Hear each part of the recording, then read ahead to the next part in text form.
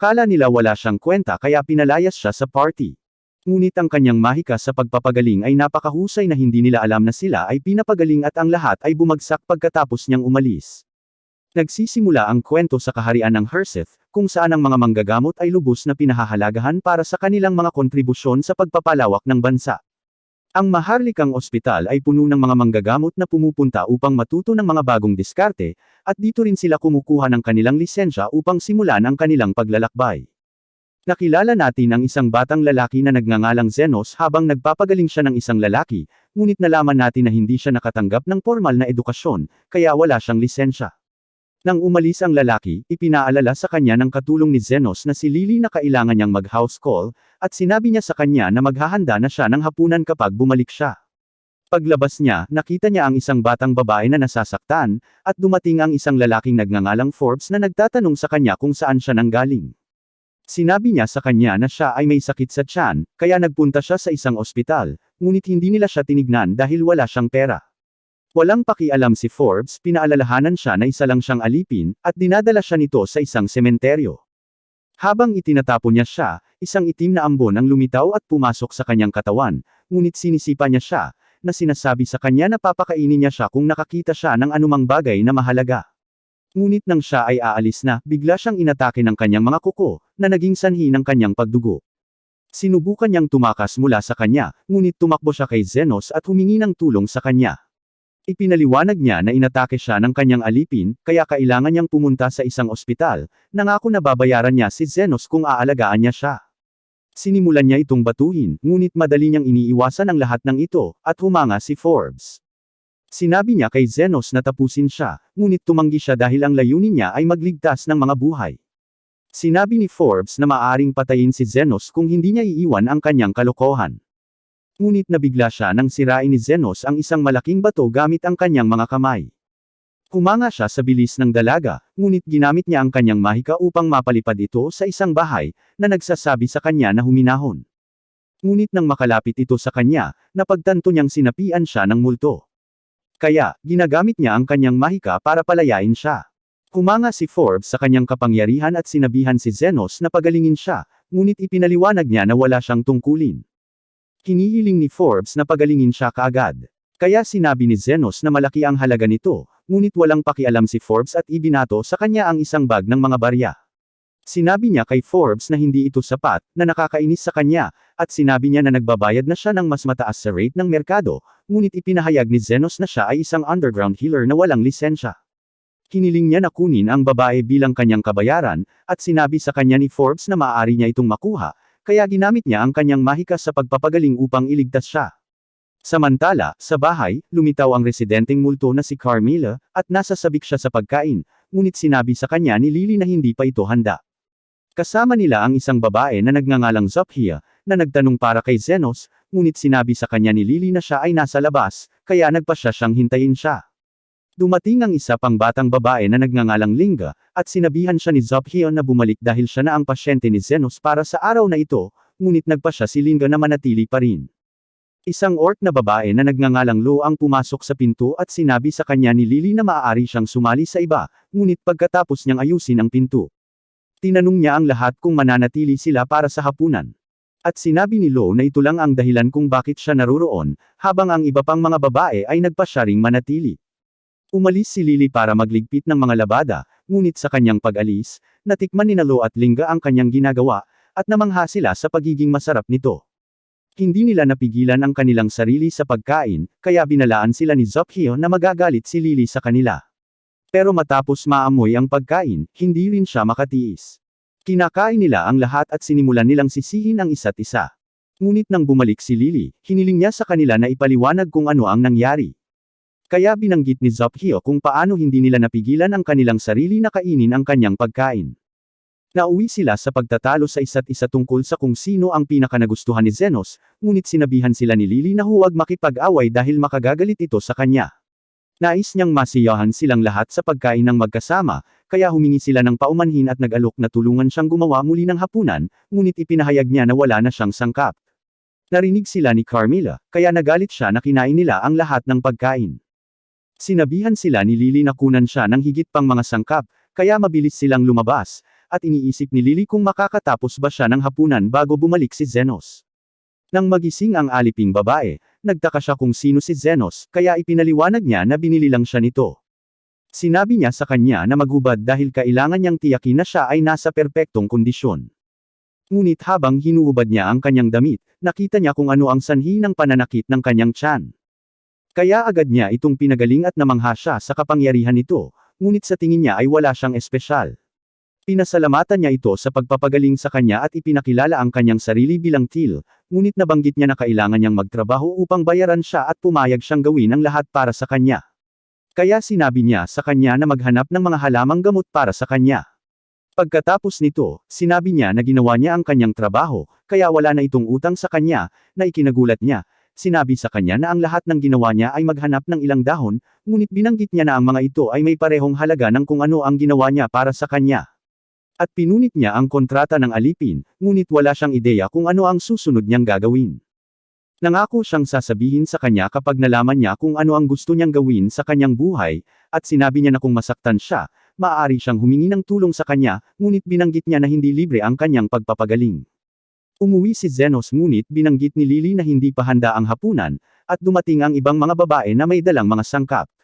Naramdaman ni Carmilla na may nakilala siyang ibang babae, ngunit sinabi niya sa kanya na ihinto ang panunukso sa kanya, at masaya si Lily na makitang mayroon sila ng kailangan niya, ngunit nagpasya siyang gumawa muna ng tsaa para sa lahat. Nakikita natin na si Zenos ay dating bahagi ng isang adventuring party, ngunit ang pinuno, si Aston, ay nagbigay sa kanya ng isang gintong barya, na sinasabi sa kanya na hindi siya kikita ng isa sa kanyang buhay. Sinabi niya kay Zenos na wala siyang naiaambag sa party, kaya hindi na nila siya kailangan, ngunit ipinaalala niya kay Aston na siya ang nag-imbita sa kanya. Nagtawanan silang lahat at sinabi ni Aston na hindi niya matatanggihan ang isang taong kapaki-pakinabang, ngunit wala siyang mararamdaman kung namatay si Zenos.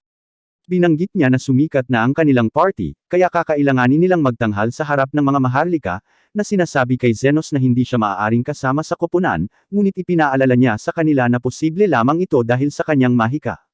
At sinabi ni Aston na ang gintong barya ay ang kanyang regalo sa pamamaalam, na nagbabala sa kanya na huwag sabihin sa sinuman na siya ay nasa kanilang partido. Samantala, nakita natin ang isang lalaki na sinusubukang kidnapin si Lily. Kaya, sinipa niya ito at sinubukang makatakas, ngunit binaril nito ang kanyang binti gamit ang isang palaso at bumagsak ito sa lupa. Sinubukan niyang sunggaban siya, ngunit kinagat siya nito at nauwi sa saksak sa kanya.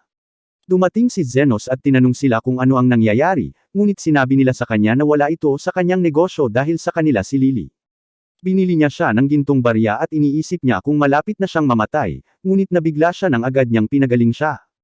Sa palagay niya ay dapat itong isang sikat na manggagamot, ngunit binanggit niya na wala siyang lisensya. Masama ang pakiramdam niya dahil ginugol niya ang kanyang pera upang iligtas siya, ngunit sinabi niya sa kanya na hindi siya dapat mag-alala tungkol dito at nagtanong tungkol sa kanyang tahanan, ngunit binanggit niya na wala siya nito, kaya nagpasya siyang kunin ang kanyang mga bagong damit at pakainin siya. Sa restaurant, nagtataka si Lily kung bakit hindi siya kumakain.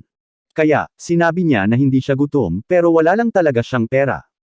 Isang lalaking nagngangalang Zan ang dumating at nang makitang siya ay lubhang nasaktan, pinagaling ni Zenos ang kanyang sugat, na ikinagulat niya.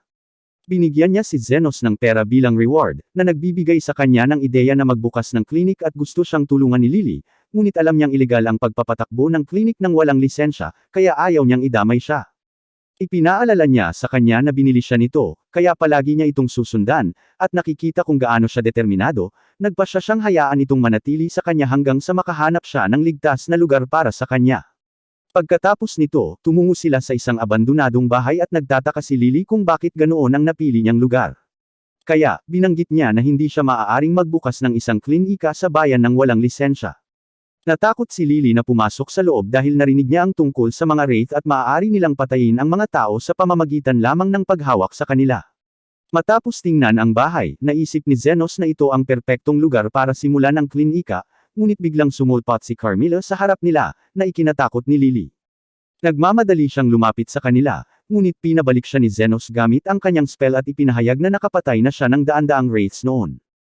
Humingi siya ng paumanhin kay Carmilla sa pag-istorbo sa kanya at tiniyak niya na kung bibigyan siya nito ng espasyo para buksan ang klinika, hindi siya magdudulot ng anumang problema para sa kanya. Kaya, siya ay nagalit at sinubukang atakihin siya muli, ngunit hindi niya ito maabot. Hindi siya makapaniwala kung gaano siya kalakas, at pinatawag niya ang mga kampan para salakayin siya, ngunit agad niyang natalo ang mga ito. Nagtataka siya kung sino siya, kaya isiniwalat niya na isa lamang siyang walang lisensyang manggagamot, na humihiling sa kanya na bigyan siya ng isang silid para sa kanyang klinika sa isang silid tulugan. Kaya, sinabi niya sa kanya na pumunta sa unang palapag. Nilinis nila ang lugar at tinanong ni Lily si Zenos kung kailangan niya itong tumulong sa publisidad, ngunit alam niya na kung i-advertise nila ang kanilang klinika, mapapansin ito ng Royal Medical Institute. Iniisip niya na kung wala silang gagawin, wala silang makukuhang customer. Pero bigla silang dinalaw ni Zan. Nalaman natin na inaasahan siya ni Zenos dahil alam niya na ang mga normal na tao ay hindi nakakaranas ng mga pinsala mula sa mga magic gun, na nangangahulugang hindi siya makakapunta sa mga normal na klinika. Hiniling niya sa kanya na tingnan ang kanyang kapatid na si Zophia, na nagpakita sa kanya ng kanyang sugat, at napagtanto niyang tinamaan siya ng magic gun na may mga nakakalason na epekto. Iniisip niya kung mapapagaling siya nito, ngunit sinabi niya na ang pinakamahusay na pagpipilian ay putulin ang kanyang braso bago kumalat ang mga lason sa kanyang katawan. Humihingi siya ng 1,000,000 barya para sa pamamaraan. Kaya sinabi sa kanya ni Zophia ang tungkol sa kanyang reputasyon at tinanong siya kung hindi niya babaguhin ang presyo. Napagtanto niya na isa siya sa mga big shot na nangunguna sa mga butiki sa mga slums at ninakawan niya ang mga baluktot na mga ngalakal upang maibalik niya ang pera sa kanyang mga tao. Sinabi niya sa kanya na kumbinsihin siya kung bakit dapat niyang bayaran siya ng malaki. Kaya binanggit niya na ibabalik din niya ang kanyang braso, na sinasabi sa kanya na ito ay isang mahirap na gawain. Sinabi niya na pagkatapos na mapakinabangan sa nakaraan, tumanggi siyang magtrabaho ng libre. Kaya, wala siyang pakialam kung sino siya, at sisingilan niya ito ayon sa trabahong inilalagay niya. Ngunit hindi niya naiintindihan kung paano niya mababalik ang kanyang braso dahil hindi iyon magagawa ng mga normal na manggagamot, na ikinagulat niya. Habang sinisimula ni Zenos ang pamamaraan, pinutol niya ang kanyang braso gamit ang isang scalpel, at ginamit niya ang kanyang regeneration spell upang patubuin muli ang kanyang braso. Siya ay namangha sa kanyang mga kakayahan, habang si Zond ay nabigla nang makita ang ulo ni Carmilla na sumilip sa bubong, ngunit tiniyak sa kanya ni Zenos na wala siyang anumang masamang intensyon. Pagkatapos noon, gumawa ng tsaa si Lily at nagtataka si Zenos kung bakit gumawa siya ng 3 tasa. Kaya, sinabi niya na para kay Carmilla ito. Natutuwa si Lily na umuusbong ang negosyo nila dahil maraming butiki ang pumupunta sa kanilang klinika, ngunit nagtataka siya kung bakit palagi silang nasasaktan. Kaya, ipinaliwanag ni Zenos na mayroong 3 pangunahing gang sa mga slum na palaging nag-aaway sa isa't isa. Biglang dumating si Linda at nagpakilala bilang pinuno ng Wolf Beast Skin Gang. Sinabi niya sa kanya na sarado ang klinika, ngunit titingnan pa rin niya kung may malubhang na sugatan, at sinabi niya na siya ang masasaktan.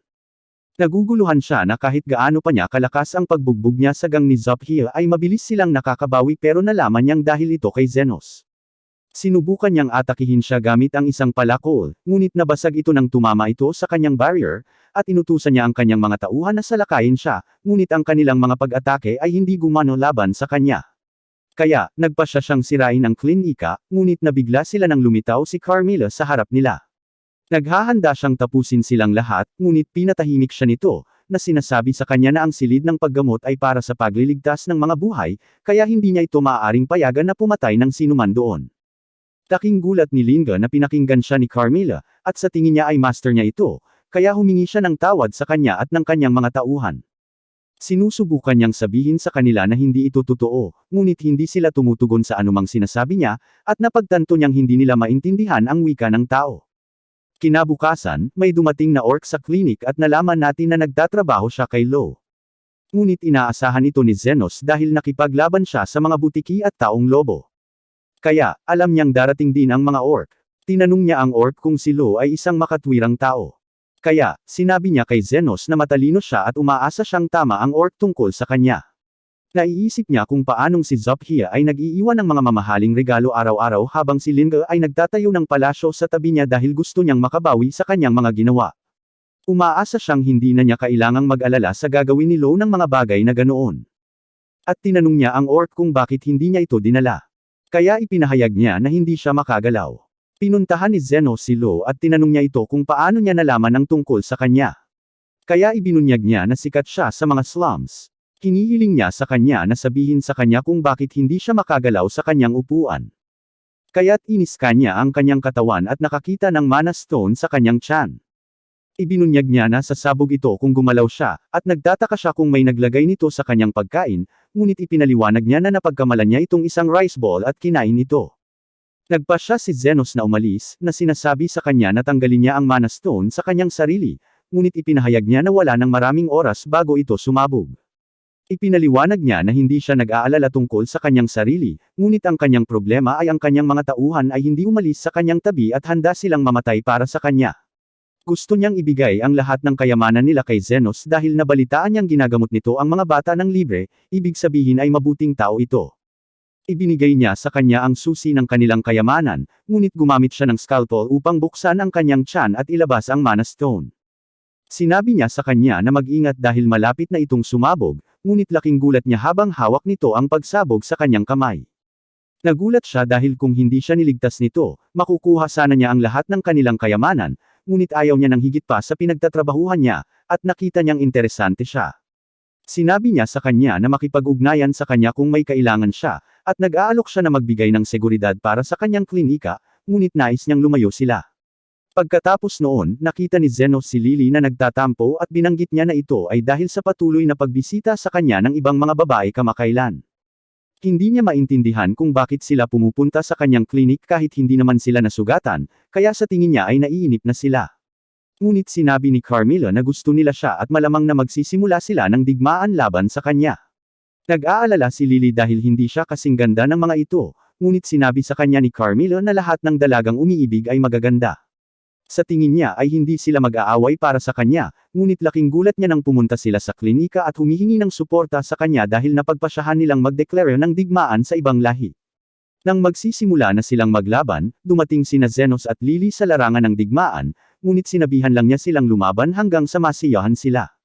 Natutuwa silang nakuha nila ang kanyang pag-aproba, kaya iminungkahi ni Zophion na kung sino ang manalo sa laban ay makukuha siya, at lahat ay sumang-ayon dito.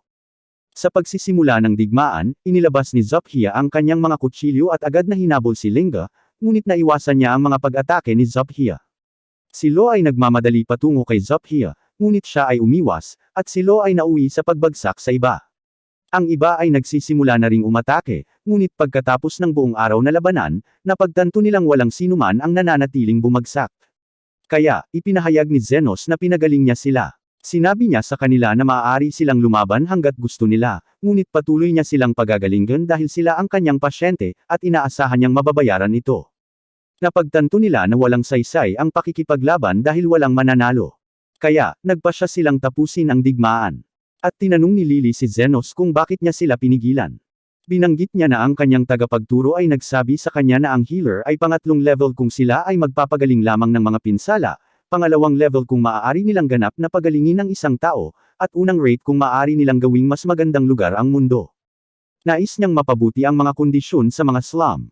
Ngunit alam din niyang kailangan niyang panatilihin ang tatlong faction sa paligid dahil dito lamang mayroong pasyente. Pero alam ni Lily na nagsisinungaling siya dahil kung maayos ang pakikitungo ng lahat sa isa't isa, mas kakaunti ang mga pasyenteng gagamutin niya. Sinabi niya sa kanya na gusto niya siya at sinabi niya na gusto rin siya nito, ngunit alam niyang hindi niya naiintindihan ang tunay na nararamdaman para sa kanya. Tinanong niya ito kung talagang nagpaplano siyang singilin ang mga ito, at binanggit niya na kailangan niyang bayaran dahil hindi ito madaling pagalingin ang mga ito sa loob ng mahabang panahon. Samantala, isang batang babae na nagngangalang Krishna ang nakipagkita sa kanyang division commander na nagsasabi sa kanya tungkol sa mga chismis na ang digmaan sa pagitan ng tatlong demi-human gang ay tapos na. Nahihirapan siyang paniwalaan dahil matagal na silang nag-aaway, ngunit sa tingin niya ay hindi nila ito maaaring baliwalain dahil maaaring totoo ito. Ipinaliwanag niya kung paano umuunlad ang kaharian dahil sa hierarchy kung saan ang mayayaman ay naglalabas ng kanilang galit sa mga mahihirap na naglalabas ng kanilang pagkabigo sa pamamagitan ng pag-aaway sa isa't isa, ngunit kung sila ay maghaharap ng nagkakaisang frente, sila ay magiging isang banta sa mga mamamayan. Hindi pa rin siya makapaniwala na hindi na nag-aaway ang mga gang. Kaya, binanggit niya na may mga chismis na dahil daw ito sa isang tagapamagitan, ngunit sa tingin niya ay mas hindi kapanipaniwala na nag-e-exist ang ganoong tao dahil mahirap makipagkasundo ang mga pinuno ng mga slum. Sinabi niya na kailangan pa nilang suriin ito. Kaya, gusto niyang imbestigahan niya ito at hanapin ang responsable para sa kapayapaan sa mga slum. Sa klinika, bumahing si Zenos kaya't inialay ni Nalo at Linga ang kanilang mga katawan upang magpainit sa kanya. Kaya nag-alala si Lily at tumakbo siya palayo para gumawa ng tsaa. Sinabi niya sa kanila na manatiling tahimik habang pinapagaling niya si Zophion na binanggit na siya ay nasugatan habang siya ay nagtatrabaho, na nagpapakita na siya ay karaniwang nagtatarget ng mga espesyal na tao upang magnakaw. Ngunit ang Royal Order of Knights ay mahigpit na binabantayan siya, kaya siya ay nasugatan habang nakikipaglaban sa kanila. Iniisip niya kung ang mga pinsalang natamo nila ni Zon ay mula rin sa mga Royal Knight. Kaya sinabi nila sa kanya ang tungkol kay Krishna, na tinamaan si Zon ng magic gun. Sinabi ni Carmilla na magiging mahirap kung makuha nila ang kanyang atensyon dahil may mga mapanganib na individual sa klinika, ngunit iniisip ni Zenos na hindi siya papansinin ng mga Royal Knight. Tinanong siya ni Lily kung ano ang gusto niyang kainin para sa tanghalian, ngunit binibigyan siya ng iba ng kanilang mga kahilingan at wala siyang masabi. Habang kumakain sila, nagpasya si Carmilla na magpahinga, ngunit sinabihan niya si Zenos na tandaan na siya lamang ang tao sa kabisera na may kakayahang panatilihin ang mga pinuno ng slum sa linya. Samantala, dumating si Krishna sa mga slum at laking gulat niya nang makitang magkakasamang naninirahan ang lahat ng iba't ibang lahi. Tinanong niya ang isa sa mga lalaking butiki kung bakit hindi sila nag-aaway, ngunit tumanggi itong sabihin sa kanya ang anuman at aalis na sana siya, ngunit bigla niyang hinugot ang kanyang baril. Nakita niya si Zophion na dumaan sa kanila, kaya sinigawan niya ito na tulungan siya, at agad na umatras si Krishna, ngunit nagulat siya nang makitang gumaling na ang braso ni Zophion. Naligaw siya habang tumatakbo at nagpunta sa klinik kung saan nagtanong siya ng direksyon kay Zenos, ngunit nakita niya si Lily at biglang binaril si Zenos gamit ang usok. Ibinunyag ni Krishna na gumagawa siya ng mas malaking kaso sa ngayon, ngunit iniimbestigahan na rin niya ang pagkidnap ng mga bata at sa palagay niya ay si Zenos ang may kasalanan, ngunit sinabi sa kanya ni Lily na iniligtas niya siya, na nagpaunawa sa kanya na tumalon siya sa mga conclusion. Kaya naman, humihingi siya ng tawad sa kanyang ginawa. Iniisip niya na simula nang tamaan siya ng bala nito ay hindi ito magigising sandali, ngunit laking gulat niya nang makitang maayos na ito. Sinabi niya sa kanya na gumamit siya ng defensive magic, ngunit binanggit niya na hindi ito sapat upang ihinto ang kanyang baril. Kaya, iniisip niya kung isa ba itong dakilang sorcerer na buong buhay niya ay nagtrabaho sa defensive magic. Sinabi niya sa kanya na hindi ito ang kaso, ngunit sa palagay niya ay ito lamang ang paliwanag at tala na walang sinuman ang maaaring linlangan ang mga mata ng vice-commander ng mga Royal Knight, na nagpapaunawa sa kanila kung sino siya. Si Zenos ay naglalagay ng signal upang matiyak na walang pupunta sa klinika habang si Krishna ay nagsasabi sa kanya kung paano siya napunta sa mga slum upang hulihin ang isang individual. Ngunit iniisip niya kung dapat ba nitong sabihin sa kanya ang ganoong impormasyon. Kaya ipinaliwanag niya na hindi siya makakaasa na makikipagtulungan siya sa kanya kung hindi niya ito bibigyan ng mga detalye. At sinabi niya na hindi siya pumayag na tulungan siya, ngunit sinabi niya sa kanya na ang bawat mamamayan ay dapat tumulong sa mga Royal Knight. Inihayag niya na ang taong hinahanap niya ay ang tagapamagitan na nagtapos sa digmaan sa pagitan ng tatlong faction, na ikinagulat niya, at inihayag niya na walang sinuman sa mga slum ang nagsabi sa kanya ng anuman. Sa palagay niya ang tagapamagitan ay mahusay sa pagkontrol sa mga tao, iniisip na siya ay masama, ngunit sinabi ni Zenos na maaaring sinusubukan niyang mag-lay low. Kaya, tinanong niya siya kung kilala niya kung sino ang tao, ngunit sinabi niya sa kanya na ito ay kanyang instinct lamang. Binanggit niya na maaaring maging banta siya sa kaharian, ngunit sinabi sa kanya ni Lily na ayaw lang ng tagapamagitan na makitang nasasaktan ng mga tao. Kaya, iniisip ni Krishna na dapat niyang malaman kung sino siya. Sinabi ni Zenos na dapat umalis si Krishna dahil siya ay nasa isang mahalagang misyon, ngunit nakita niya na mayroon itong ekstra na kama, kaya nagpasya siyang manatili doon. Si Lily ay gumagawa ng tsaa para sa kanya, na nagtatapos sa pagsunog ng kanyang bibig habang si Lily ay nakaupo sa kandanggan ni Zenos at sinabihan itong himasin ang kanyang ulo. Si Carmilla ay naging invisible at nagsimulang bangulong sa kanyang tainga, na sinasabi sa kanya na nagseselos si Lily, kaya sinusubukan niyang ipakita kay Krishna kung gaano siya kalapit sa kanya. Patuloy niyang sinusubukang pagselusan si Krishna, ngunit nang makitang wala siyang pakialam, nagpasya si Lily na gamitin ang lihim na hakbang na itinuro sa kanya ni Carmilla. Hinawakan niya ang mukha ni Zenos at binanggit na hindi niya ito hahayaang matulog ngayong gabi, ngunit agad siyang nakatulog pagkatapos sabihin iyon. Pagkatapos nito, tinanong ni Krishna si Zenos kung ang isang master healer ay makakapag-regenerate ng isang braso, sa pag-aakalang hindi ito posible para sa sinuman maliban sa isang santo o isang top-level healer. Nagtataka siya kung bakit siya nagtatanong ng mga ganyan. Kaya sinabi niya sa kanya kung paano niya napinsala ang braso ni Zophion, ngunit ito ay ganap na gumaling. Tinanong niya siya kung bakit siya laban sa mga tao sa slums. Kaya't isiniwalat niya na doon pinatay ang kanyang ina at binanggit niya kung paano pumunta doon ang kanyang ina upang pakainin ang mga tao araw-araw. Ngunit nang may pumatay sa kanya upang nakawin ang kanyang singsing sa kasal, walang dumating upang tulungan siya, na nagpa siya kay Krishna na maging isang bayani na naghatid ng hustisya sa mga kriminal. Inihayag niya na siya ang pinakabatang vice commander sa kasaysayan ng Royal Knights. At binigyan siya ng palayaw na Iron Rose, na sa tingin ng mga tao ay dahil sa kanyang pagkahilig sa kanyang tungkulin. Pero sa tingin niya ay dahil sa mukha niya dahil hindi pa siya nakakangiti pagkatapos ng pagpanaw ng kanyang ina.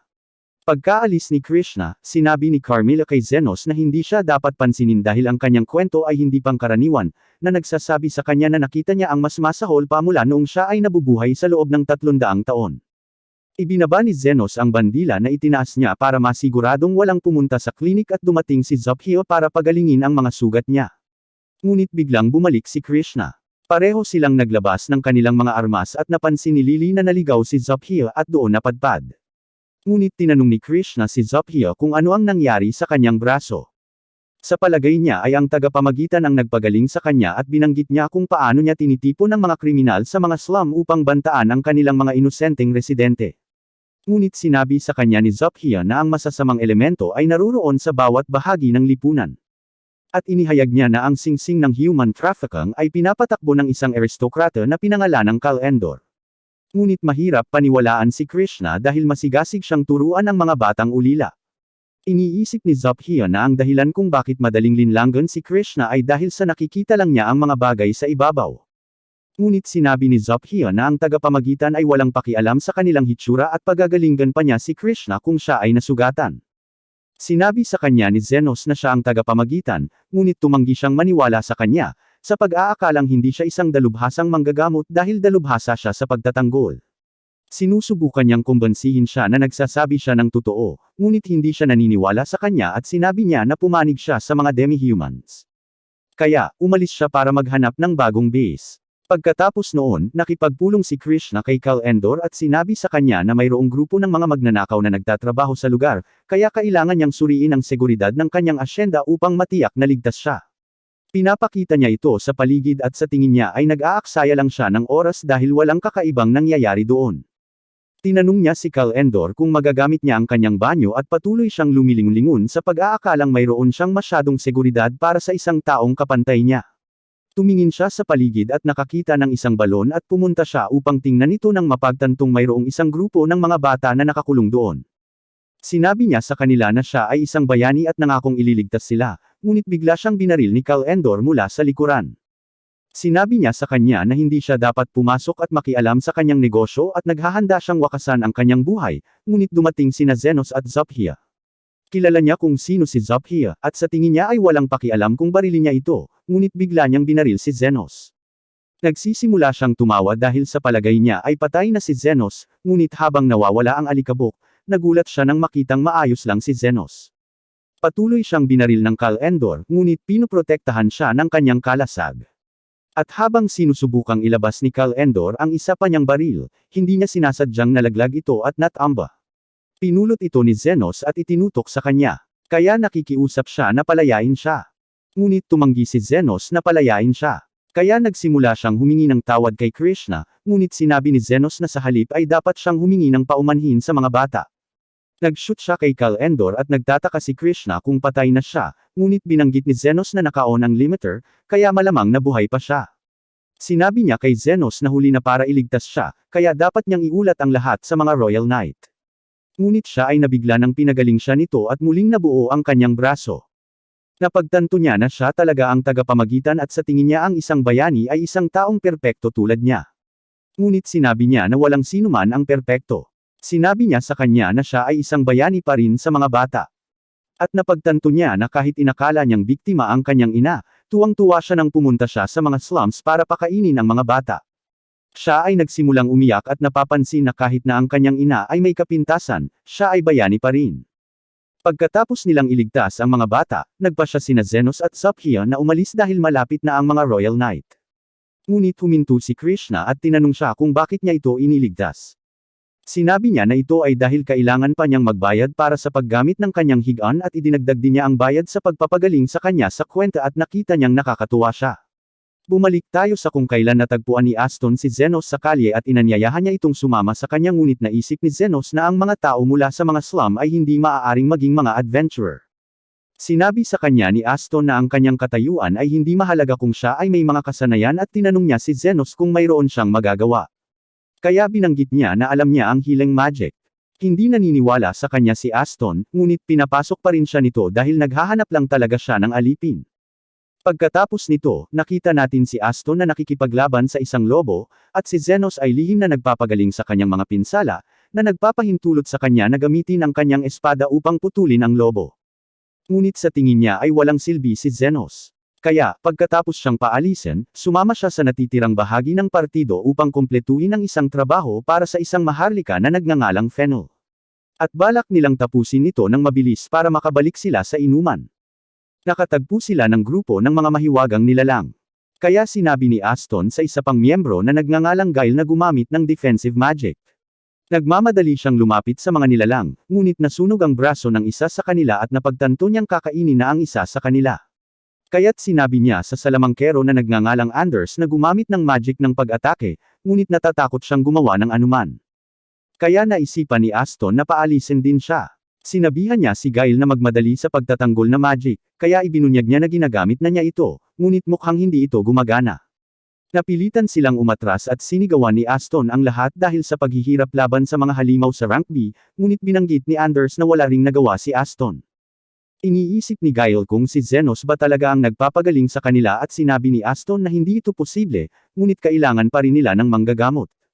Kaya, kumuha sila ng isang batang babae na pinangalanang Human bago sila bumalik sa yungib. Nagtataka siya kung bakit kailangan nila ng tulong niya, kahit na sikat sila sa paglabas ng dungeon ng walang gasgas. Kaya, kinukwento niya sa kanya ang maraming nangyari. Tinanong nila siya tungkol sa isa pa nilang miyembro na muntik ng makain. Kaya, inihayag niya na mabubuhay siya, ngunit hindi niya maipagpapatuloy ang pagiging isang adventurer. Sa tingin ni Aston ay hindi ito mahalaga dahil hindi nila siya kailangan sa party, na sinasabi sa lahat na hindi siya sapat na malakas. Pagpasok nila sa kuweba, agad silang binaril ng mga hayop ng mga bol ang apoy, at natamaan si Anders. Binanggit ni Human na baka mamatay siya kapag hindi siya inalagaan ng isang tunay na manggagamot. Kaya, nagpasya silang umatras muli, at sinigawan ni Aston si Guile dahil sa tingin niya ay hindi ginagamit ni Guile ang kanyang defensive magic. Ngunit ibinunyag ni Human na si Anders ay maaaring mamatay kaagad kung ang mahika ay hindi pa nasa lugar. At sinabi sa kanya ni Aston na pagalingin siya ng mabilis. Ngunit sinabi niya na kailangan siyang dalhin sa isang ospital dahil kahit na ang mga high-level healers ay hindi makakatulong sa kanya sa ganoong kapaligiran. Iniisip ni Aston kung talagang nagpapagaling si Zenos sa kanila dahil nasasakta na sila mula nang umalis siya. Ngunit sinasabi niya sa kanyang sarili na hindi ito posible. Pagkatapos nito, ang mayordomo ni Fennel ay naghahatid ng isang liham kay Aston na nagsasabi sa kanya na huwag nang ipakita ang kanyang mukha sa kanyang amo. Binanggit ng mayordomo na kung sinabi nila sa kanila na labis ang trabaho, maaaring gumawa si Fennel ng iba pang mga pagsasaayos para sa kaarawan ng kanyang anak na babae. Ngunit hindi makumpleto ni Aston ang quest, kaya walang maibigay si Fennel sa kanya.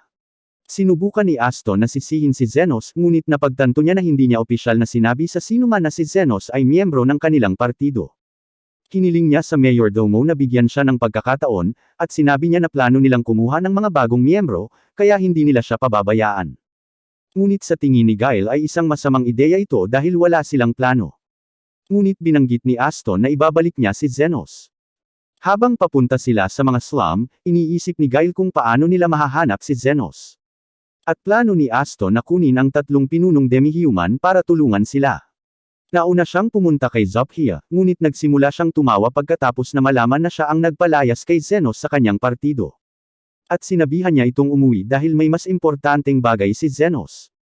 Kaya't nagalit si Aston, ngunit nagpasya siyang umatras dahil alam niyang hindi siya katapat nito. Pagkatapos nito, pumunta siya kina Linga at Lo, na nagbigay sa kanya ng parehong tugon, at binalaan siya ni Lo na parurusahan siya ng mga orc kung abalahin niya si Zenos. Iniisip ni Aston na dapat ay ibang tao ang tinutukoy nila na may parehong pangalan, ngunit nakita niya si Zenos kasama si Lily, kaya pinigilan niya sila. At nagulat si Zenos nang makita siya doon. Ngunit napansin niyang abala siya at nagpa siya na umalis. Kaya't sinabi sa kanya ni Aston na hinanap niya siya, sinabihan siyang bumalik sa kanyang partido, ngunit tinanggihan ni Zenos ang kanyang alok. Sinabi niya kay Aston na kung ganoon siya kadesperado, sasama siya sa kanila sa isang quest kapag mayroon siyang libreng oras, ngunit inaasahan niyang mababayaran siya para sa kanyang mga serbisyo. Sinabihan siya ni Aston na huwag kumilos ng mataas at makapangyarihan dahil wala pa rin siyang lugar sa mga slum, ngunit nagulat siya nang ang mga tao sa kalye ay lumapit kay Zenos at nagsimulang magpasalamat sa kanya. Ipinaalala sa kanya ni Aston kung paano niya siya pinasok at binigyan ng lugar sa mundo, ngunit walang pakialam si Zenos at nagpasya siyang umalis, na ikinagalit niya. Sinubukan niyang atakihin si Zenos mula sa likuran, ngunit binaril siya ni Krishna at nagtaka si Zenos kung ano ang ginagawa niya doon. Kaya, ipinaliwanag niya na pumunta siya upang makipagkita sa kanya, ngunit sinabi niya na hindi siya nakatira doon. Kaya, binanggit niya na siya ay naligaw. Nagpasya siyang arestuhin si Aston, ngunit nanumpa siya na si Guile ang nagpagawa sa kanya at tumakas. Sa klinika, nakipagkita si Zenos sa iba pang nagsasabi sa kanya kung paano sila kinausap ni Aston. Kaya, nagpadala sila ng kanilang mga tauhan upang tiktikan siya, ngunit nawala siya pagkatapos niyang tumakas. Iniisip ni Lily na maaaring umuwi na siya, ngunit binanggit ni Zophion na maaari siyang pumunta sa Underground Guild dahil tumatanggap sila ng anumang trabaho kung tama ang presyo. Iniisip ni Carmilla na malamang na masama ang kanyang sitwasyon sa pananalapi dahil hinahanap niya si Zenos, ibig sabihin ay hindi siya maaaring kumuha ng sinuman mula sa Underground Guild. Ngunit inihayag ni Zophion na mayroong isang tao na tinatawag na guide na tumatanggap ng mga trabaho sa mga partikular na kondisyon, kahit na hindi siya binabayaran. Sa gabi, nakita ni Lily na gising pa si Zenos. Kaya naman, pinagtitimplahan siya nito ng tsaa dahil lagi siyang nag-aalaga sa kanya. Pagkatapos niyang makatulog, tinanong ni Carmilla si Zenos kung napagod siya dahil sa pakikipag-ugnayan niya kay Aston, at binanggit niya na mabait itong tao dahil nag-aalala ito sa kanya.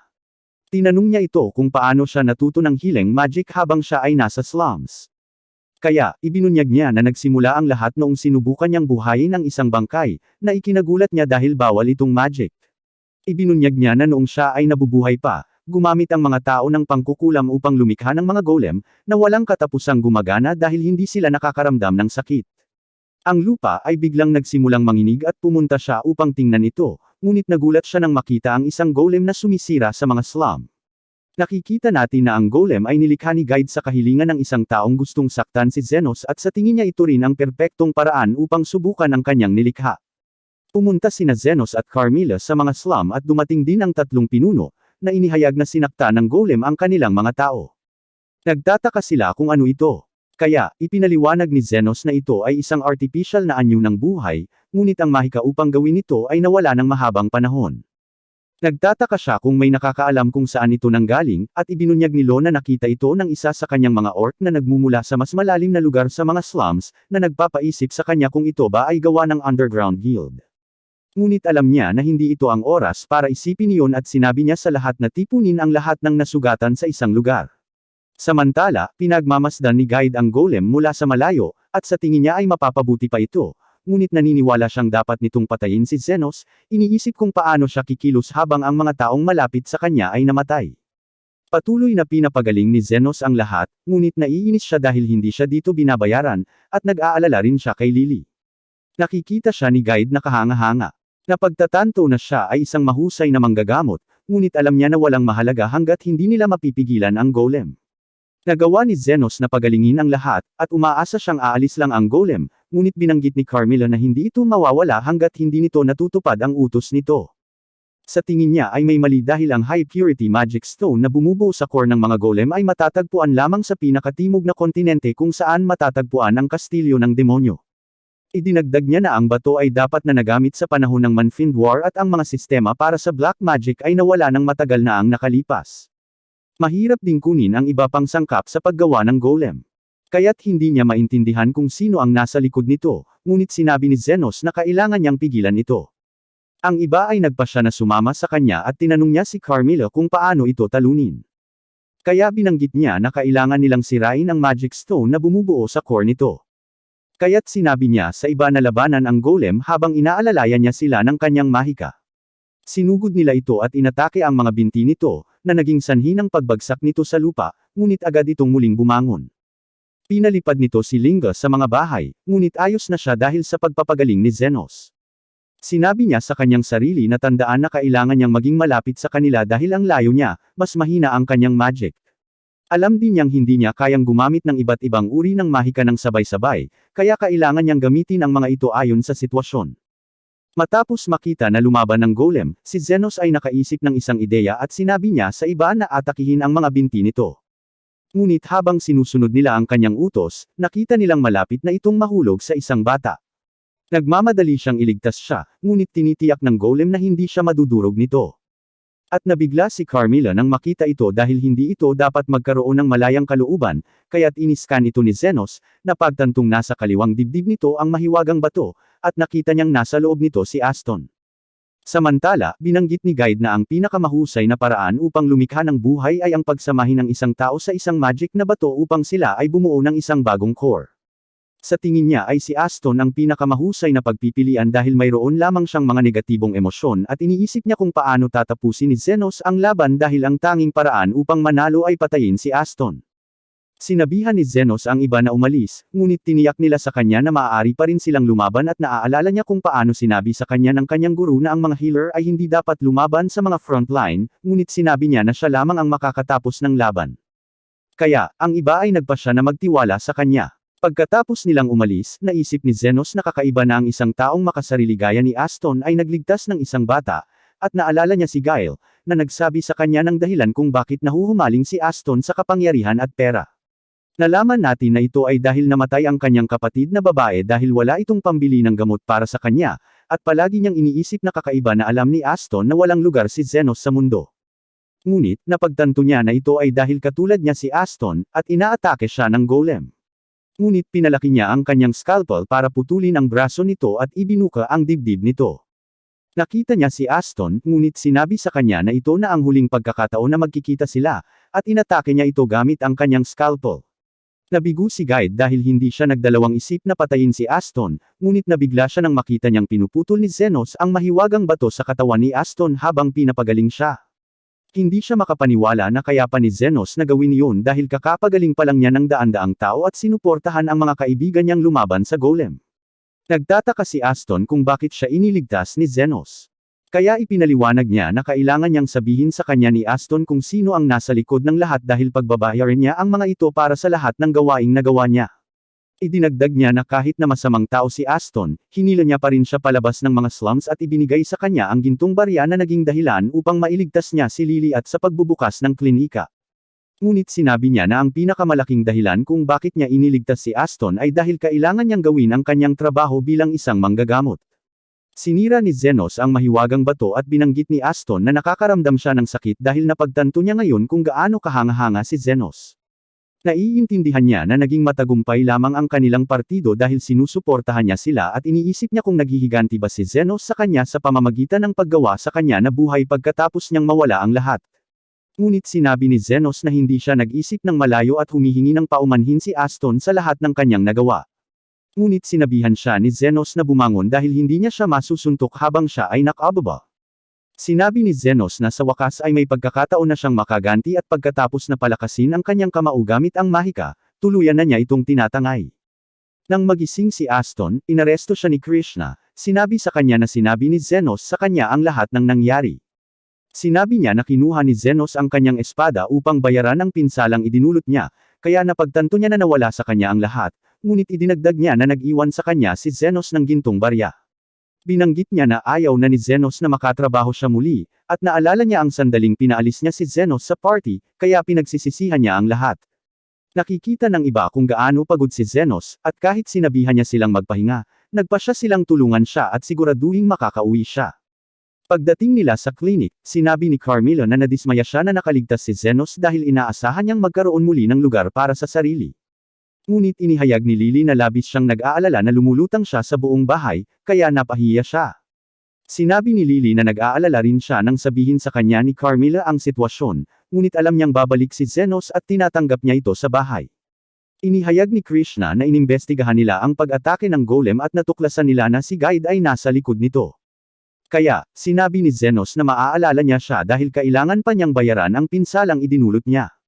Binanggit ni Zophion na tumingin din siya sa kanya, sinasabi sa lahat na palagi siyang nag-iisa at nagsimula siyang magtrabaho sa Underground Guild. Sinabi ni Krishna na binura niya ang kanyang landas, ngunit iniisip ng mga pinuno na babalik siya, iniisip na pinaplano na niya ang kanyang susunod na hakbang. Ngunit sinabi niya sa kanila na huminto sa pag-iisip, at nagsimula silang makipagtalo sa kanya. Kaya, sinabihan sila ni Zenos na huminahon at itinulak sila palabas ng kanyang klinika, na sinasabi sa kanila na hindi sila pinapayagang makipaglaban doon. Pagkatapos noon, napansin ni Lily na pagod na si Zenos at yayayain na sana niya itong pumunta sa hot spring, ngunit biglang sumulpot si Zophia sa pinto at sumama siya dito.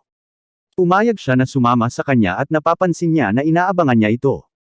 Ngunit ang iba pang mga batang babae ay sunod-sunod na dumating at lahat sila ay nag-imbita sa kanya na pumunta sa hot spring.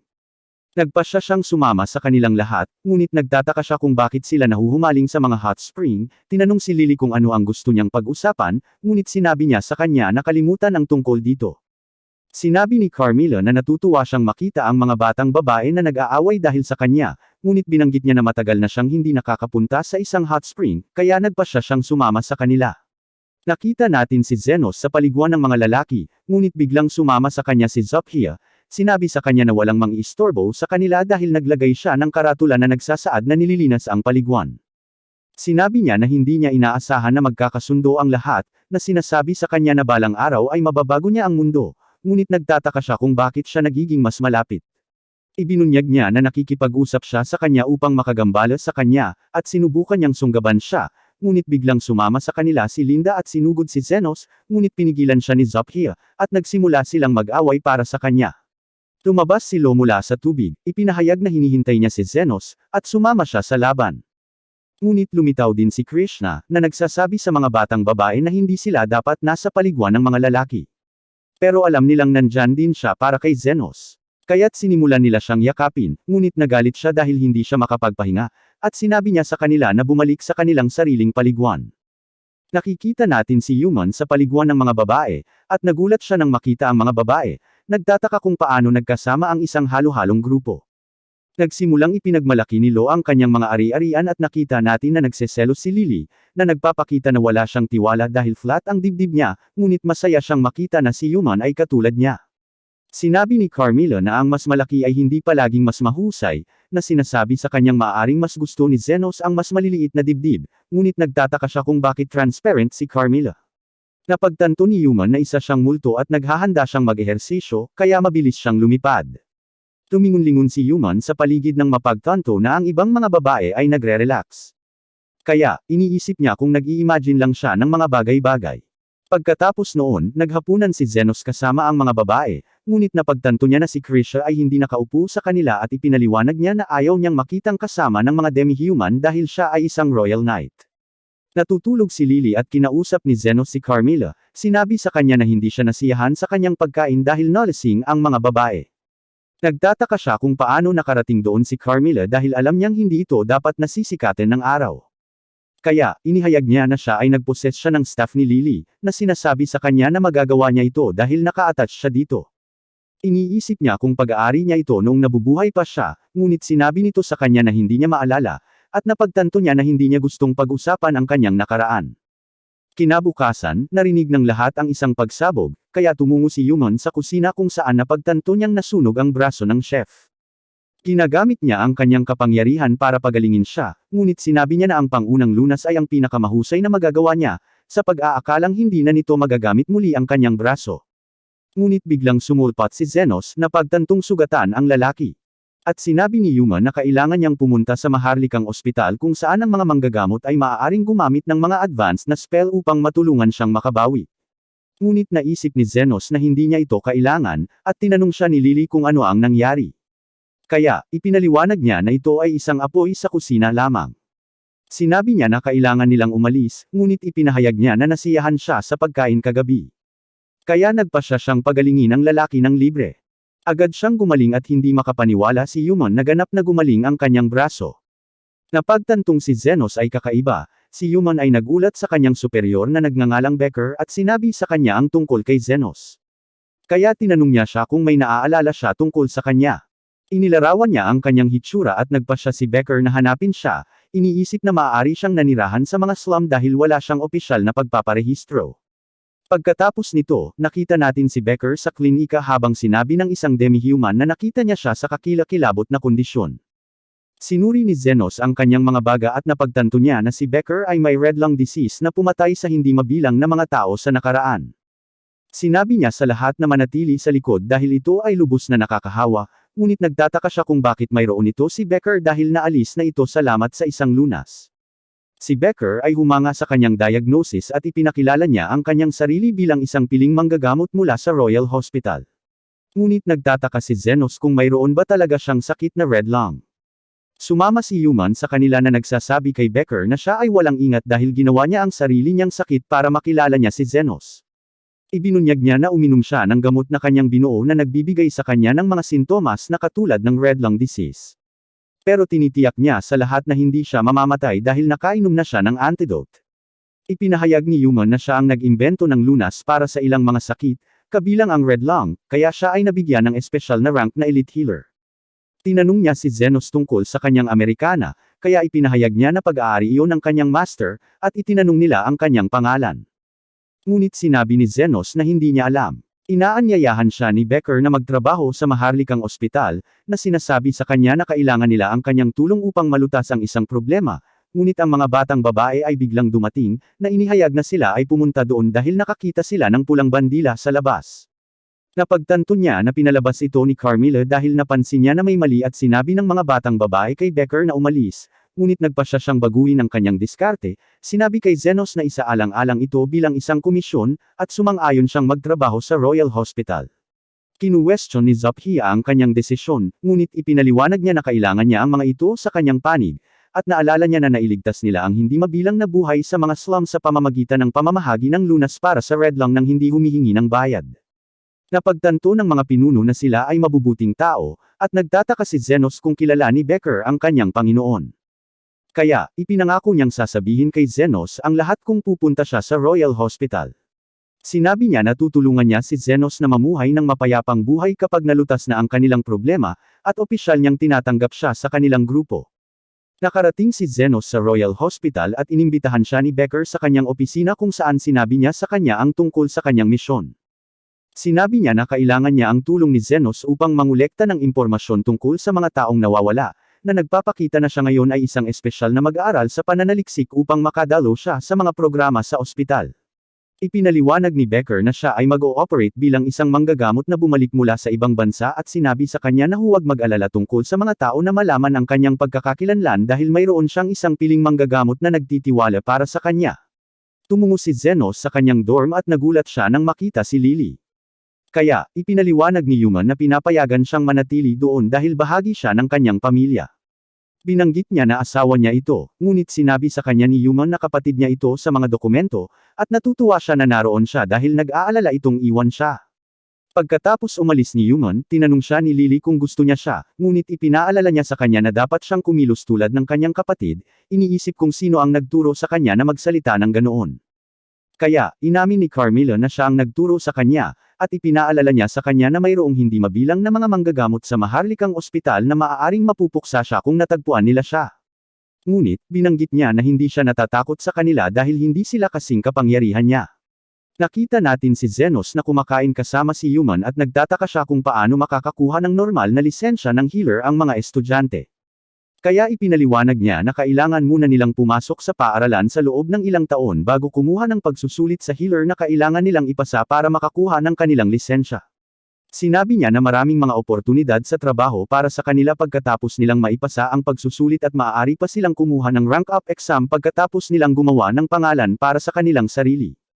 Ngunit tinanong siya ni Zenos tungkol sa mga taong nawawala. Kaya sinabi niya sa kanya ang tungkol sa kanyang senior na ang pangalan ay Alfred na siyang deputy head ng lab. Sinabi niya na siya ay hindi kapani-pani walang matalino at tinulungan niya si Becker na lumikha ng lunas para sa red lung disease. Kaya't gustong hanapin siya ni Zenos, tinanong siya kung mayroon siyang anumang mga lead, ngunit biglang lumitaw si Professor Goldrun at ipinahayag niya na siya ay isang Class 7 advanced healer na nagsisilbing Vice Director ng Royal Hospital. Ipinaliwanag niya na ang 3 level ng pagpapagaling ay nahahati sa 7 klase, at ang kasalukuyang klase ni Goldrun ay halos kasing taas ng makukuha ng isang manggagamot ng hindi nagiging elite na manggagamot. Nagtataka si Zenos kung bakit ang daming kasama niya. Kaya sinabi niya na siya ang may pinakamaraming awtoridad sa ngayon dahil ang kasalukuyang direktor ay masyadong matanda para tumupad sa kanyang mga tungkulin. Idinagdag niya na pagkatapos niyang maging bise-direktor, hindi gaanong binibigyang pansin ng Royal Hospital ang mga mahihirap na pasyente dahil gusto niyang unahin ng mga manggagamot ang mga mayayaman.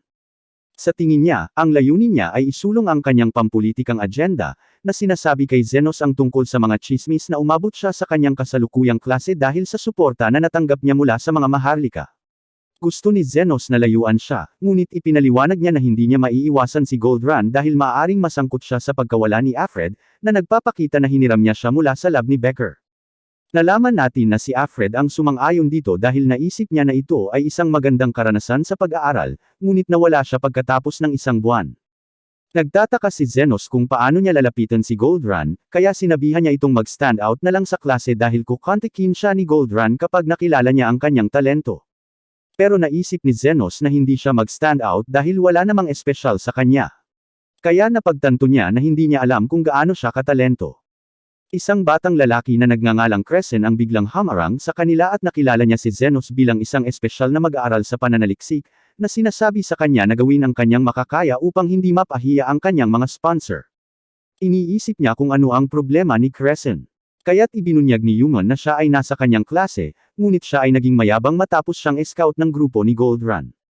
Sa isang pagbabalik tanaw, nakita natin si Zenos na sinusubukang buhayin ng isang tao, ngunit pinigilan siya ng kanyang master, sinabi sa kanya na ang kanyang kapangyarihan ay dapat lamang gamitin sa mga nabubuhay. Siya ay nagsasanay kasama ang isang batang babae na nagngangalang Veritra at ang kanilang master ay nagsasaad na ang kanilang mahika ay bumubuti. Ngunit sinabi niya sa kanila na huwag magyabang dahil ang paghilom ng mga sugat ay ginagawa lamang silang third-rate healer. Naaalala nila na itinuro niya sa kanila kung paano ganap na pagalingin ng mga second-rate healers ang isang tao habang ang mga first-rate ay maaaring gawing mas magandang lugar ang mundo at natutuwa ang kanilang master na naaalala nila ang kanyang mga turo. Bumabalik tayo sa kasalukuyan habang dumadalo si Zenos sa isang lecture tungkol sa undead at nalaman natin na alam na niya ang tungkol sa kanila dahil nakipaglaban siya sa kanila noong siya ay isang adventurer. Tinanong ng propesor ang mga estudyante kung mayroon silang mga katanungan at ang isa sa kanila ay nagtanong sa kanya tungkol sa mga wraith. Kaya ipinaliwanag niya na sila ang pinakamataas na rank sa mga undead. Ngunit ang mga manggagamot ay hindi gaanong may alam tungkol sa kanila dahil sila ay napakabihirang at karamihan sa mga partido na lumaban sa kanila ay nabura. Kaya pinayuhan niya ang lahat na tumakbo kung makakita sila ng wraith, na sinasabi sa kanila na ang mga nakakapagsalita ay hindi kapani-pani walang mapanganib. Pero nagulat si Zenos sa narinig dahil nakakausap si Carmilla. Tinanong ng propesor kung may nakalaban na ba silang undead dati. Kaya ipinagmamalaki ni Crescent ang pagtalo sa 30 multo, at iniisip ng lahat na siya ay kahanga-hanga. Tinanong niya si Zenos kung natalo na rin ba niya ang mga multo noon, at alam niya na maaari niyang agad na ma-exercise ang 50 sa mga ito, ngunit sinabi lang niya sa lahat na kaya niyang talunin ang 30 ng sabay-sabay. Ngunit sa tingin nila ay katawa-tawa siya, at hiniling sa kanya ng propesor na magpaliwanag. Kaya sinabi niya na ginamit niya ang kanyang healing spell para lipulin ang mga multo sa underground labyrinth. Pero hindi makapaniwala ang propesor dahil delikado ang labyrinth na kahit mga gold class party ay umiiwas dito. Iniisip ni Crescent na nagsisinungaling siya, kaya sinabihan niya ito na itigil ang pagsasalita ng walang kapartakan. At sinimulan ng susunod na propesor ang kanyang panayam sa mga magic circle. Hinihiling niya sa mga mag-aaral na gumuhit ng isa sa pisara. Kaya't iginuhit ni Crescent ang kanyang pinakamahusay na magic circle, na nagpahanga sa propesor. Gusto niyang makita kung ano ang magagawa ni Zenos. At nalaman natin na wala siyang gaanong alam tungkol sa mga magic circle, ngunit naalala niya na ang kanyang master ay nagpakita sa kanya ng isang mahabang panahon ang nakalipas. Kaya, iginuhit niya ito sa pisara. Iniisip ni Crescent na gawa-gawa lang niya ito, ngunit napagtanto ng propesor na isa itong advanced na regeneration spell, at ibinunyag ni Zenos na maaari nitong palakihin ang mga nawawalang bahagi ng katawan.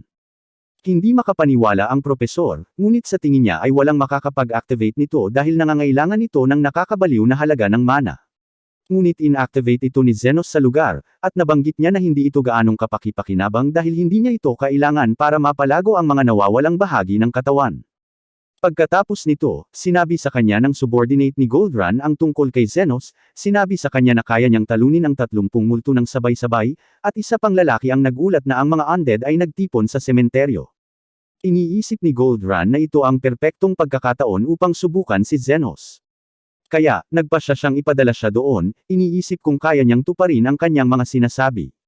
Ang mga mag-aaral ay nagtitipon upang harapin ang mga undead, at ginagamit nila ang kanilang mga healing spell upang i-exercise ang mga multo, ngunit sila ay napapalibutan. Kaya, ginagamit ni Zenos ang kanyang mataas na pagpapagaling para iligtas sila. At si Human ay hindi makapaniwala na natalo niya ang lahat ng mga multo ng sabay-sabay.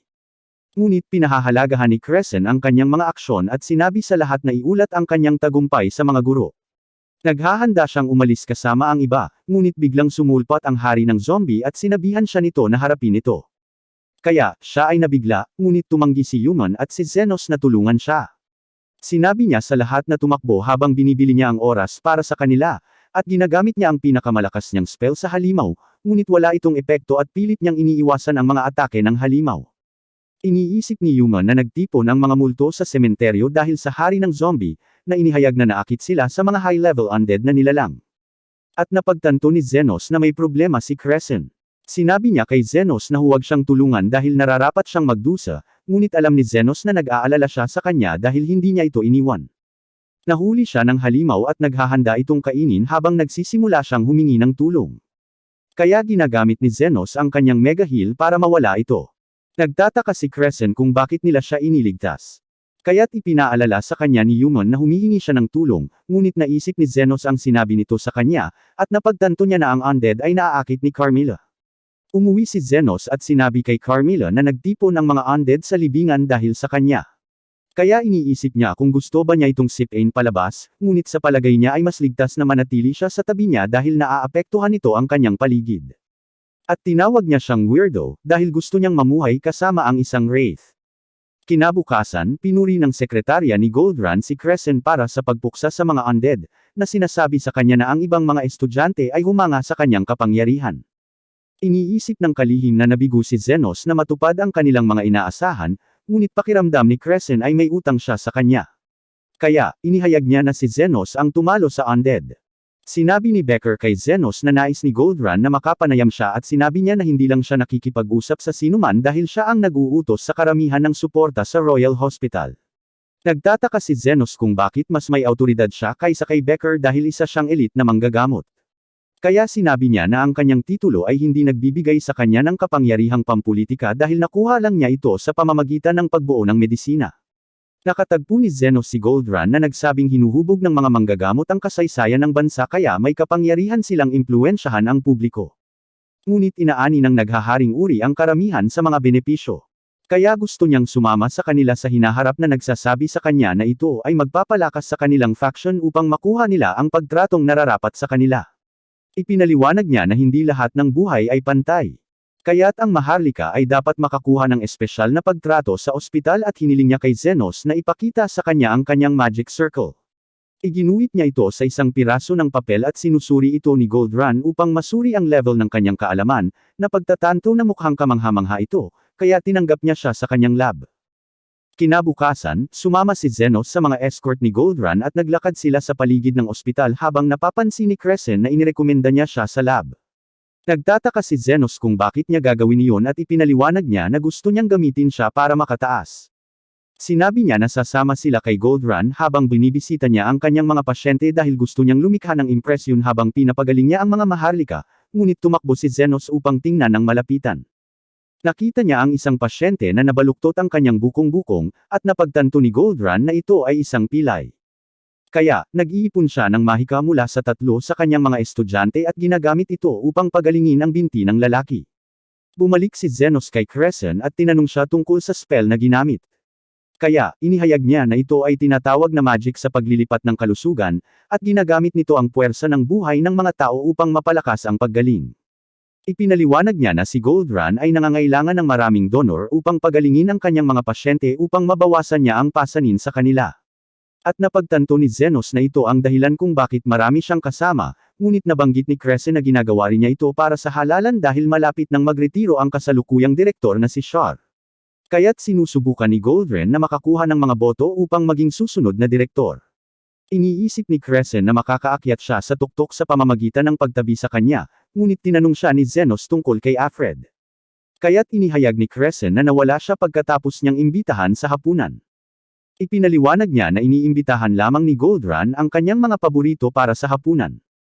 At sinabi niyang naiinggit siya sa kanila dahil garantisadong magkakaroon sila ng magandang kinabukasan kung si Goldrun ang magiging direktor. Pagkatapos nito, nagulat si Zenos kay Becker, na nagsasaad na kailangan nila ng higit pang ebidensya, na nagsasabi kay Zenos na dapat siyang maging isa sa mga paborito ni Goldrun upang makalusot sa kanyang mga party ng hapunan. Nag-aalok si Becker na magbayad sa kanya ng dagdag kung magtagumpay siya. At sinabi niya na gusto rin niyang malaman ang tungkol sa kanyang master, kaya ipinangako ni Becker na sasabihin sa kanya ang lahat ng kanyang nalalaman. Ngunit may mga barya na biglang nahuhulog sa lupa, at tinanong niya si Zenos kung alin ang una niyang kukunin, iniisip kong sa tingin niya ay pantay-pantay ang lahat ng buhay. Ngunit si Human ay biglang hamarang sa kanila, at naalala ni Becker na may meeting siya. Kaya naghahanda siyang umalis, na sinasabi kay Zenos na umaasa siya sa kanya. Nakita natin si Linga na palihim na pumasok sa klinika ni Zenos, ngunit nakasalubong niya si Zophia, na napagtanto na naroon din siya para linisin ang lugar. Pumasok din si Lo at nabanggit na naroon siya para sa parehong dahilan. Kaya nagsimula silang maglinis ng magkasama. Bumalik tayo kay Zenos habang ipinakilala siya ni Crescent sa alagang hayop ni Goldrun na pinangalanang Milk, na nagpapakita na siya ay itinalaga upang alagaan siya. Sinabi niya na si Goldrun ay may pakikipagpulong sa 7 maharlika, iniisip na maaari siyang maging isa sa kanila kung aakyat siya sa hagdan ng faction. Kaya, napagtanto ni Zenos na nagsusumikap siyang ma-promote.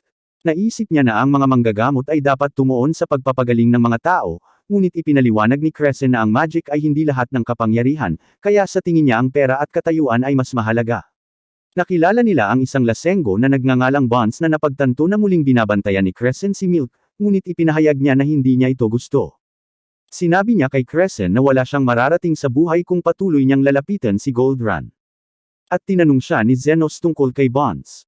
Kaya ipinahayag ni Crescent na siya ang unang sekretarya ni Goldrun, ngunit wala siyang ginagawa para sa pangkat. Kaya naisip ni Crescent na hindi siya karapat-dapat sa kanyang posisyon, ngunit bigla niya itong binato ng bote at muntik na itong tumama kay Milk. Tumakbo siya palayo at hinabol siya ni Crescent, ngunit nataman siya ng isang karwahe.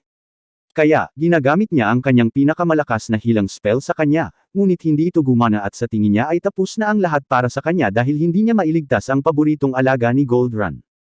Ginagamit ni Zenos ang kanyang basic hilang spell at sa tingin ni Crescent ay hindi ito gagana, sa pag-aakalang kailangan nila ng advanced magic para pagalingin siya, ngunit napagtanto niyang nasa perpektong kondisyon siya.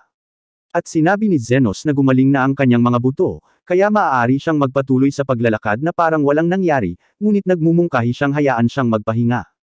Pagkatapos nito, nakatagpo ni Zenos si Human na nag-imbita sa kanya na sumama sa kanya sa paglalakad at dinala niya siya sa kakahuyan kung saan siya humingi ng paumanhin sa pagkakasangkot sa kanya.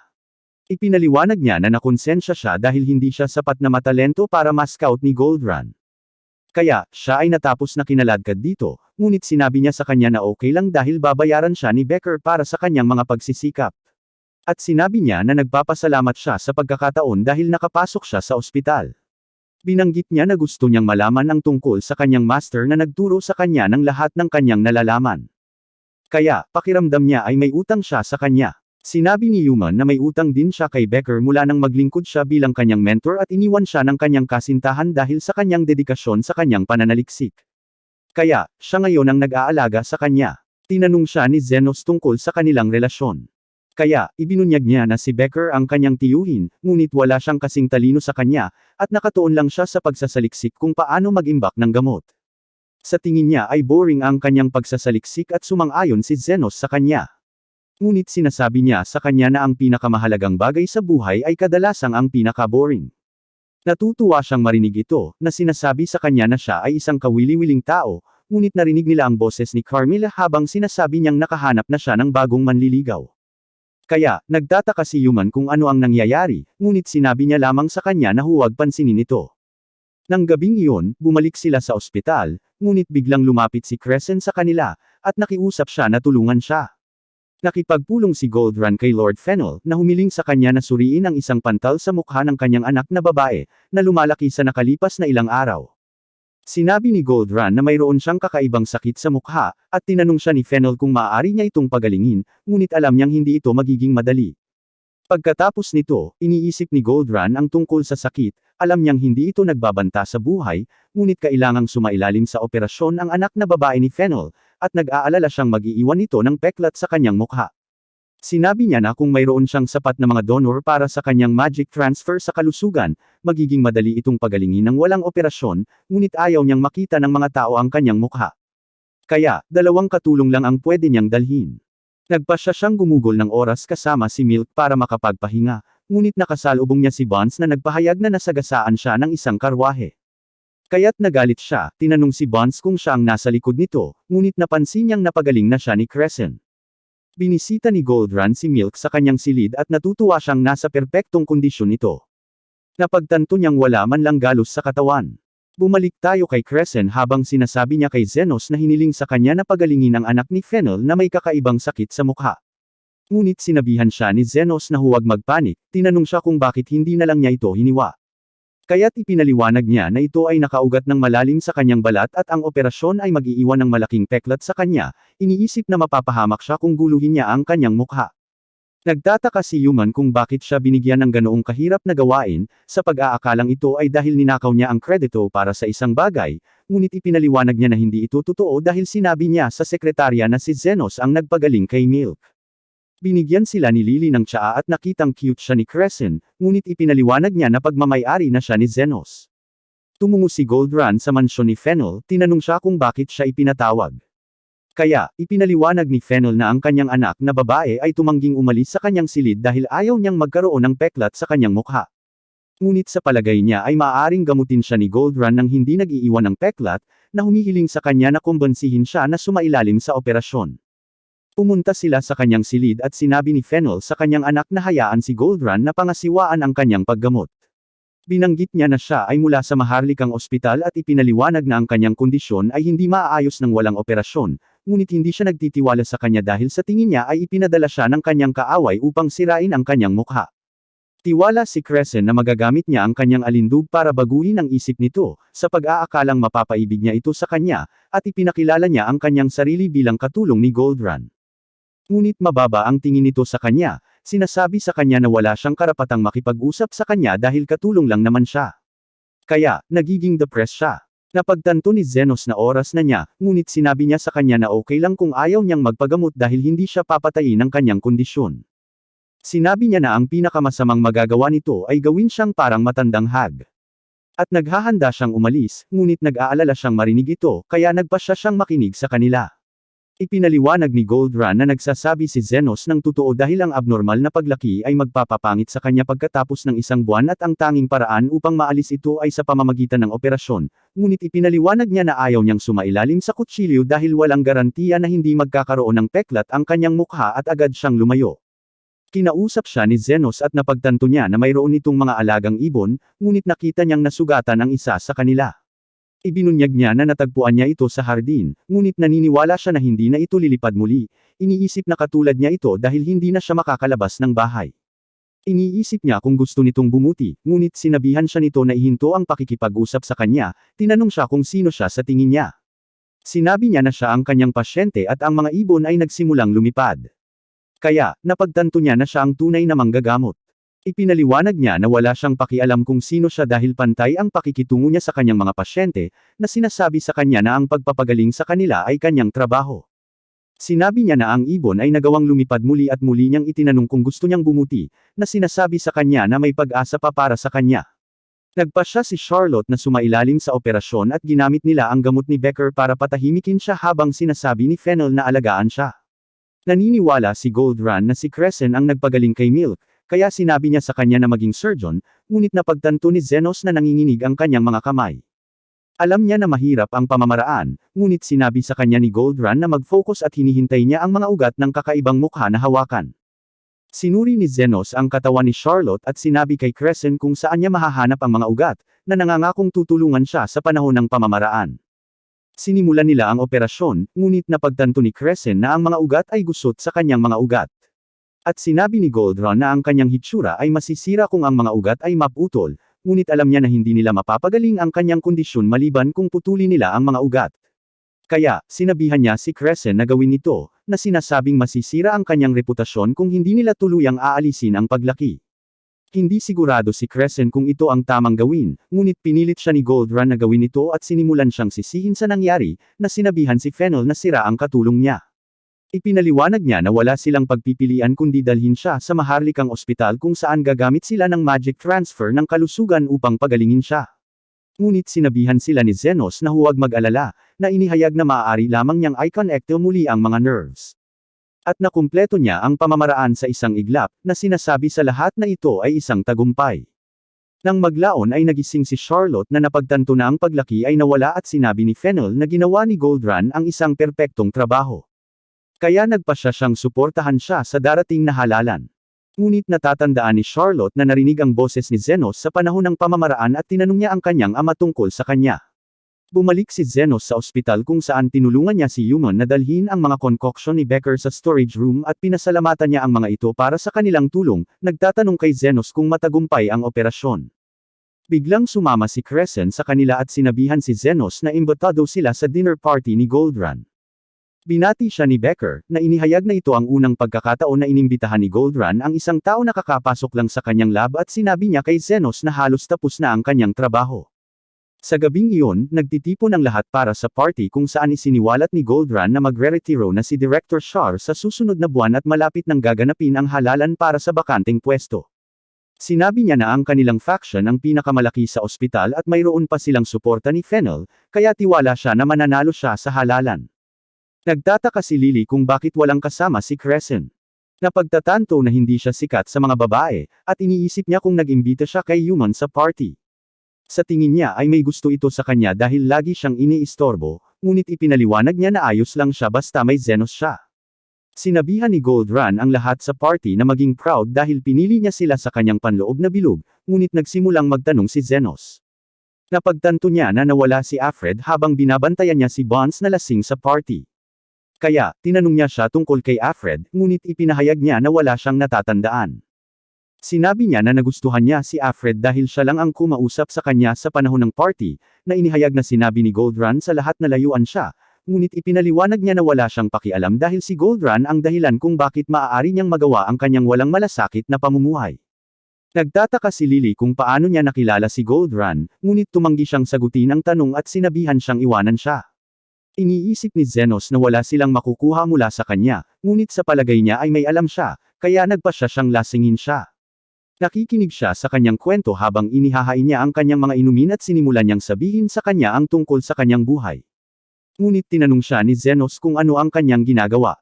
Kaya't ibinunyag niya na gumagamit siya ng pamamaraan na itinuro sa kanya ni Carmilla at ipinaliwanag niya na ang mga lalaki ay may posibilidad na magsalita ang kanilang mga bibig kapag nakikipag-inuman sila sa isang babae. Tinanong siya ni Zenos tungkol kay Alfred at ipinahayag niya na lumabas sila nang siya ay nalasing. Kaya nagpasya si Zenos na likhain muli ang sitwasyon. Ibinaba ni Bonds ang kanyang inumin at nagsimula siyang isipin na si Zenos ay si Goldrun, sinabi sa kanya na sa wakas ay malapit na siyang maging isang maharlika dahil sa nangyari 13 taon na ang nakakaraan. Tinanong niya si Bonds tungkol dito kaya ibinunyag niya na ito ang araw ng pagsabog, na nagpabago sa kanyang buhay magpakailanman, at nabanggit niya na ang suporta ni Fennel ay nakatulong sa kanya na maging isang propesor sa ospital. Ngunit biglang nahimite si Bonds, at napagtanto ni Zenos na hindi na sila makakakuha ng anumang karagdagang impormasyon mula sa kanya. Bumalik sila sa mansyon at sinabi ni Zenos na dapat silang maghukay ng mas malalim, ngunit biglang sumama sa kanila si Carmilla at sinabi sa kanila na alam niya kung ano ang nangyayari. Nakikita natin ang mga pinuno ng slum habang hinihintay nilang bumalik si Zenos.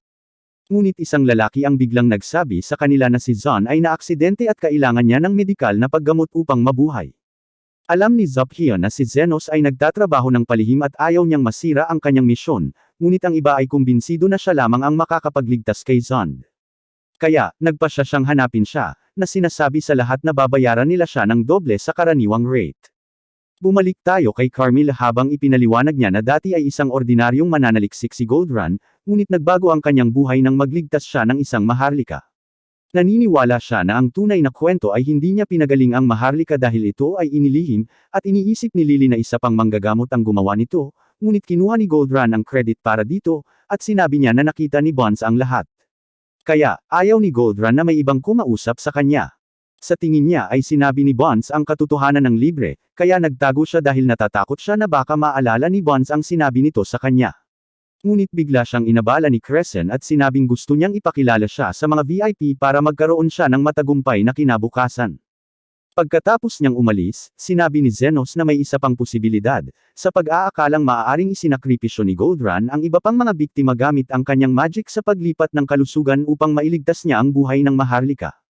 Iniisip ni Carmilla kung krimen ba ito. Kaya ipinaliwanag ni Zenos na ito ay simpleng triage, na hindi mapaparusahan ng batas. Ngunit kung nakaligtas si Alfred sa insidente, maaaring pinaplano niya ang kanyang paghihiganti laban kay Goldrun. Tinanong niya si Zenos kung ano ang susunod niyang plano. Kaya ipinaliwanag niya na sasabihin na lang niya kay Becker dahil hindi niya trabaho ang husgahan kung ano ang tama. Bumalik siya sa party, ngunit nakita niya si Human sa labas at sinabi niya sa mga bantay na kailangan niyang kausapin si Zenos. Ipinaliwanag niya na may emergency, ngunit sinabi nila sa kanya na wala siyang imbitasyon, kaya hindi siya pinapayagang pumasok sa mansyon. Ang mga pinuno ng slum ay biglang lumitaw, ngunit binanggit ni Goldrun na ang mga demi-human ay hindi pinapayagan sa kanyang mansyon, kaya inutusan niya ang kanyang mga bantay na paalisin sila. Ngunit inilabas sila ni Linga, at sinabi ni Lo kay Zenos na kailangan ni Zond ang kanyang tulong. Humihingi ng paumanhin si Zophia sa ginawang panggugulo sa kanyang mga plano, ngunit sa palagay niya ay siya lamang ang makakapagligtas kay Zond, at nakiusap siya kay Zenos na tulungan siya. Iniisip ni Goldrun na siya ay baliw, na sinasabi sa kanya na isinasakripisyo niya ang kanyang kinabukasan para sa mga demi-human na magsasaka, ngunit ipinaliwanag niya na kailangan niyang tulungan sila dahil siya ay isang manggagamot. Umalis siya kasama si Lily at hindi makapaniwala si Crescent na ginawa niya lang iyon habang sinabi ni Goldrun na sisiguraduhin niyang hindi na muling makakapagtrabaho si Zenos bilang manggagamot.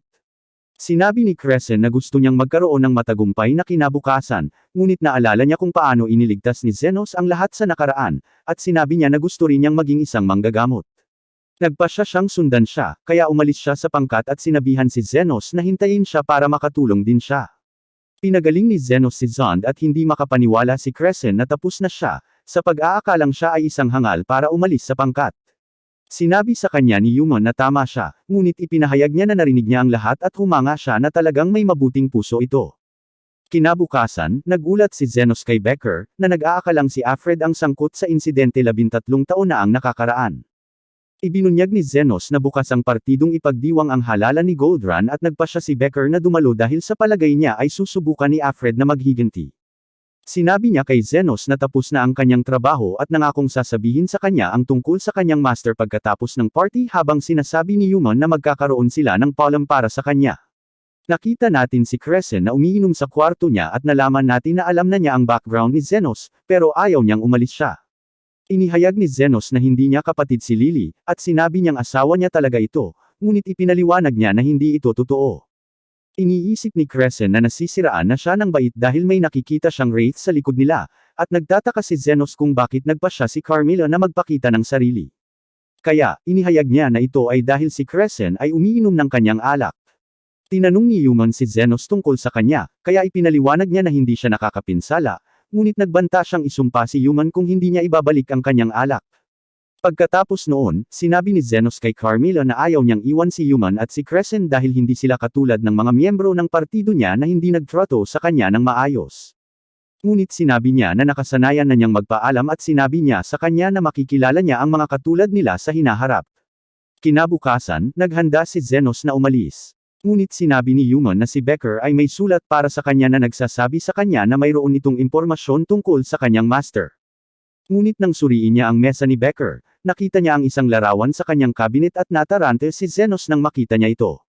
Nakikita natin si Goldrun sa isang party kasama ang kanyang mga taga-suporta habang sinasabi niyang garantisadong siya ang magiging direktor at sinabi sa kanya ni Fennel na karapat-dapat siya sa posisyon dahil iniligtas niya ang kanyang buhay 13 taon na ang nakakaraan.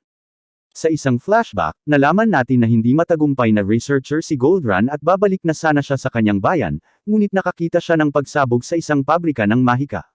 Nakita niya si Fennel sa lupa at napagtanto niyang mapapabuti niya kaagad ang kanyang buhay sa pamamagitan ng pagliligtas sa kanya dahil isa si Fennel sa 7 dakilang Maharlika. Nagcast si Goldrun ng kanyang magic transfer sa kalusugan upang pagalingin siya. Ngunit ginagamit niya ang iba pang mga biktima bilang mga donor at kinukunan ni Bonds ang sandali sa kamera. Kaya para pigilan ang kanyang sarili na malantad, binigyan siya ni Goldrun ng posisyon bilang sekretarya at pinahihintulutan siyang mamuhay ng walang pakialam. Bumalik tayo sa kasalukuyan habang binabati siya ni Becker at binibigyan siya ng alak. Sinabi niya na si Zenos ay isang promising na mag-aaral, ngunit sa tingin niya ay hindi siya magtatagumpay dahil iniwan niya ang kanyang faction para lang pagalingin ang mga magsasaka, na sinasabi kay Becker na hindi lahat ng buhay ay pantay. Samantala, nakita ni Zenos at Human ang larawan mula 13 taon na ang nakalilipas, at nakita nila na naroon si Alfred. Kaya, napagtanto nila na nakaligtas siya sa pagsabog. Ngunit nagulat si Human nang makita ang isang babae sa isa sa mga larawan dahil kinikilala niya ito bilang fiancé ni Becker. Bumalik tayo kay Gold Run habang naghahanda siyang magbigay ng talumpati sa kanyang mga bisita at inaanyayahan niya silang makipag-toast sa kanya. Ngunit pagkatapos nilang inumin ang alak, bigla siyang nahimatay.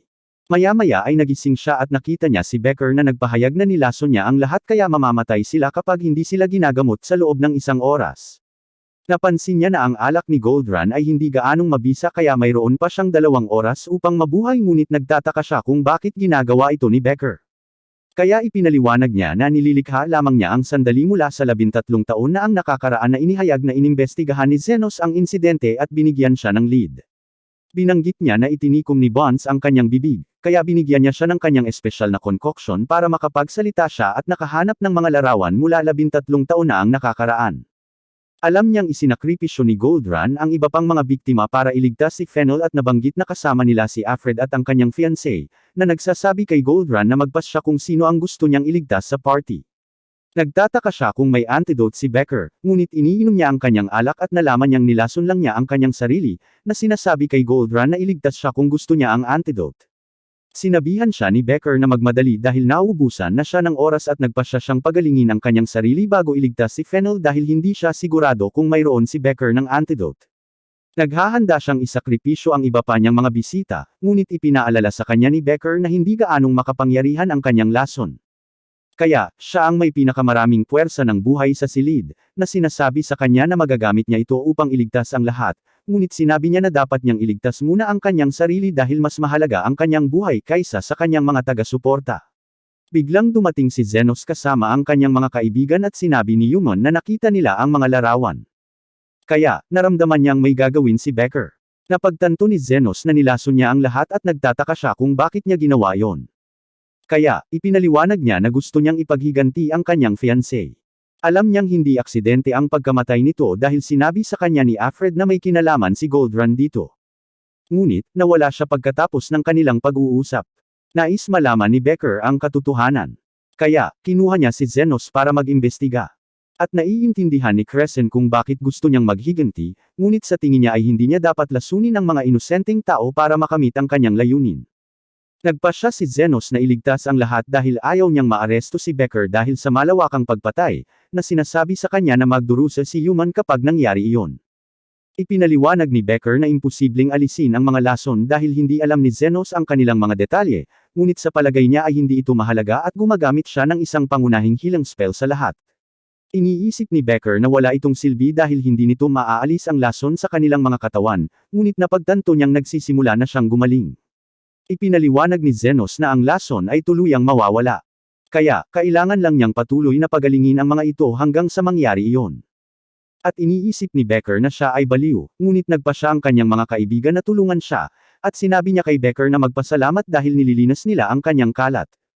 Hindi siya makapaniwala na mapapanatili ni Zenos ang kanyang healing spell sa loob ng 1 oras, na pagtantong nasa ibang level na siya.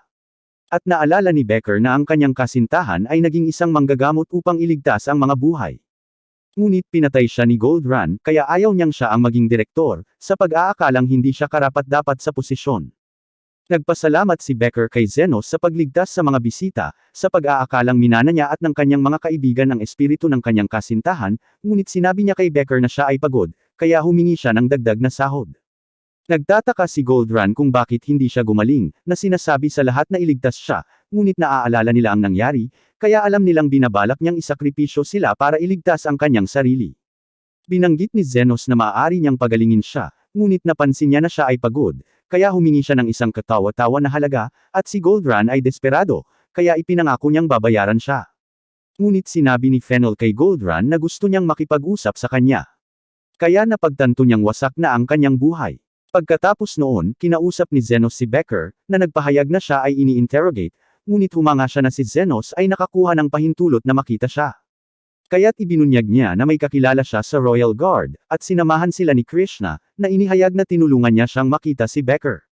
Iniisip ni Yuman na hindi siya nilason ng sinuman, at sinabi niya sa kanya na tama siya, na nagpapakita na ang kanyang orihinal na plano ay gamitin ang kanyang gamot upang maparalisa ang mga bisita. Gusto niyang linlangan si Goldrun sa pag-aakalang nilaso niya sila para aminin niya ang kanyang mga krimen, ngunit ibang kemikal ang ginamit sa wine. At iniisip ni Zenos na si Alfred ang nasa likod nito. Iniisip ni Becker na nasa party siya para panuurin ang mga kaganapan. Ngunit sinabi niya na nagkasala pa rin siya dahil alam niyang nalason ang wine, ngunit nagpasya siyang i-pressure pa rin si Goldrun. Sinabihan ni Krishna si Yuman na huwag mag-alala dahil magagamit niya ang kanyang autoridad bilang vice captain para palayain siya at pinakiusapan siya ni Yuman na gawin ito. Naghahanda si Zenos na umalis, ngunit tinanong siya ni Becker tungkol kay Alfred at hindi naniniwala si Zenos na nakaligtas siya sa insidente 13 taon na ang nakakaraan. Iniisip ni Becker na hindi siya ang parehong taong isinakripisyo ni Goldrun. Kaya, nagtataka siya kung ano ang ginagawa ni Alfred, na nagsasabi kay Zenos na baka siya ang kanyang susunod na target. Pagkatapos niyang umalis, sinabi ni Becker na dumating si Zenos upang tulungan si Yuman dahil magdurusa siya kapag napatunayang nagkasala ito. At alam niyang si Zenos ang tipo ng taong gustong iligtas ang lahat. Nakita natin na ang lalaki ang naglason sa alak at sinabi niya na gusto niyang makita kung ano ang magiging reaksyon ni Goldrun, ngunit nakaharang si Zenos. Nalaman natin na natatakot siya, ngunit may ibang tao na kumokontrol sa kanyang katawan at handa siyang gawin ang kanyang susunod na hakbang. Naghanda si Zenos na umalis at nalungkot ang kanyang mga kaibigan na hindi siya nakakuha ng kredito para sa pagligtas sa lahat dahil wala silang malay nang pagalingin niya sila, ngunit sinabi niyang nakuha niya ang gusto niya. Umalis siya kasama si Lily at bumalik sila sa kanyang klinika kung saan nakasama niya muli ang mga batang babae na masaya na makita siya at naghahanda siyang makita ang kanyang susunod na pasyente. Ngunit dyan nagtatapos ang video na ito. Tandaan na mag-like at mag-subscribe sa channel. Salamat sa panunood at magkikita pa tayo sa susunod.